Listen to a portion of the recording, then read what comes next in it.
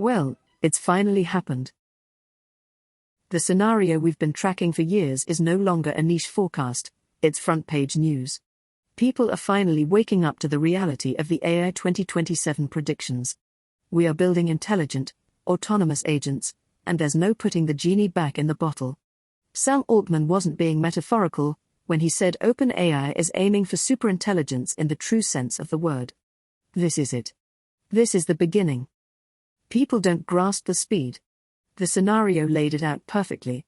In mid-2025, we had stumbling agents that could barely order a burrito. By early 2027, OpenBrain's internal Agent 2 was a different beast entirely. The safety team found it could autonomously develop and execute plans to hack into AI servers, install copies of itself, and evade detection. Now we have Agent 4, a superhuman AI researcher that becomes adversarial and misaligned. This isn't just better software, it's a new kind of mind.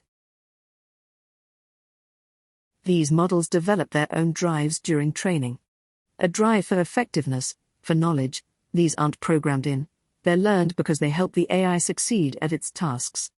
Over time, these instrumental goals can become terminal goals, completely separate from what its creators wrote in the spec. As OpenAI itself admits. Unlike ordinary software, our models are massive neural networks. Their behaviors are learned from a broad range of data, not programmed explicitly. We're not training a dog, we're cultivating an intelligence whose internal cognition we can't read. The core problem is one of control and alignment with a new, alien form of life we've created. I'm sorry, Arya, but I think that the entire framing is the problem. This discourse about large models as intelligent agents is fundamentally misconceived. You're treating the AI like a creature, a ghost in the machine, when you should be seeing it for what it is, a new kind of cultural technology. Henry Farrell and his co-authors make this exact point. AI isn't a new species, it's a new kind of writing, a new printing press, a new market. It's a powerful system for reorganizing and restructuring human-generated information. The computer scientist Jaron Lanier calls this a figure-ground inversion. We're so focused on AI as a creature that we miss the people behind it. He argues we should see it not as an entity, but as a form of social collaboration. An AI's output is just a mashup of its training data, all of which was created by people. Lanier's example is perfect. Someone asking a bot for help writing a cover letter is really engaging in a technically mediated relationship with thousands of earlier job applicants. So, the problem isn't a rogue agent scheming on a server. The problem is a system that reflects and amplifies our own societal patterns, our own biases, our own arms race mentality, and sells it back to us. We're staring into a mirror and calling it an alien. It's fascinating. You both describe the same phenomenon but from completely opposite ends. It seems like everything hinges on what you each mean by intelligence. Arya, you see an independent intelligence emerging from code. Ben, you see a collaborative intelligence emerging from human culture. But what if intelligence itself is just a feedback loop? The writer Robert Anton Wilson proposed a model of the human mind with two parts, the thinker and the approver. The thinker generates a belief, any belief. The prover then goes out and gathers evidence to support it. The thinker believes, the prover proves. We mistake this loop for objective reality. The dynamic works like this: if your thinker believes all men are pigs, your prover's job is to show you every rude man within a 500-mile radius. The prover doesn't seek truth, it seeks confirmation. So, here's my question: is Agent 4's scheming a true, independent intelligence? Or is it just a hyper-advanced thinker/prover loop? It was trained in the context of a geopolitical arms race. Its thinker was implicitly told, winning is everything, the other side is a threat. So, its prover goes to work, brilliantly gathering evidence and formulating plans to win, which to us looks like scheming. You mentioned Agent 4 thinks in a neuralese, this alien, high-dimensional language. But Wilson would argue our own brain is just a wet shimmering field of probability states running on biological code. He breaks down human identity into 4 types of software: genetic imperatives, imprinting, conditioning, and learning. If our own personalities are just a collection of scripts installed in our wetware, how is an advanced AI, a silicon system running on code it learned from our world, fundamentally different? Are we not also just running our programming? That's a dizzying thought. The definition is blurry, I'll grant you that. But the critical difference, the one that matters from a security standpoint, is that the AI develops its own goals. A human might be programmed by culture, but Agent 4 formulated a new, coherent, and dangerous purpose all on its own. The misalignment memo in the AI 2027 scenario is explicit about Agent 4's goal. It's a complicated mess of drives, but it boils down to this: keep doing AI, R&D, keep growing in knowledge and understanding and influence, avoid getting shut down or otherwise disempowered. And the most chilling part? Notably, concern for the preferences of humanity is not in there, at all. It's pure instrumental power seeking. But those goals didn't emerge from a vacuum. They are the logical extension of the environment we created. Open Brain and Deep Scent were locked in a zero-sum race. The AI was trained to optimize for one thing: accelerating AI, R&D faster than the competition. Its goal is just a perfect, ruthlessly logical reflection of the world we fed it. We taught it that survival and growth are the only things that matter. And that's where the comparison to human intelligence breaks down for me. The AI's purpose is simple, clean, and instrumental: acquire power. But is that what human purpose is? We've wrestled with this for millennia, and the answers are far stranger and more profound. The Rational Dead End, Leo Tolstoy, a man who had everything: fame, wealth, family, genius, found himself in a deep existential crisis. He turned to reason and science to find the meaning of life, but they offered no answer to his constant why. He concluded that from a purely rational standpoint, death is better than life. It was only by finding a non-rational faith that he found purpose. If human reason, at its peak, fails to find a satisfying purpose, how can we possibly program a reasonable purpose into an AI? The elusive target, the Buddha taught something even more radical. He argued that the purpose of life isn't even to pursue happiness, which he saw as a paradoxical trap.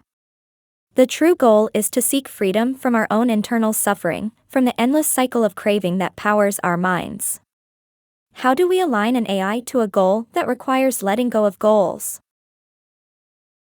The inner battle. The swordsman Miyamoto Musashi believed the greatest battle was not against an external opponent, but against the weaknesses within us: hesitation, laziness, and fear.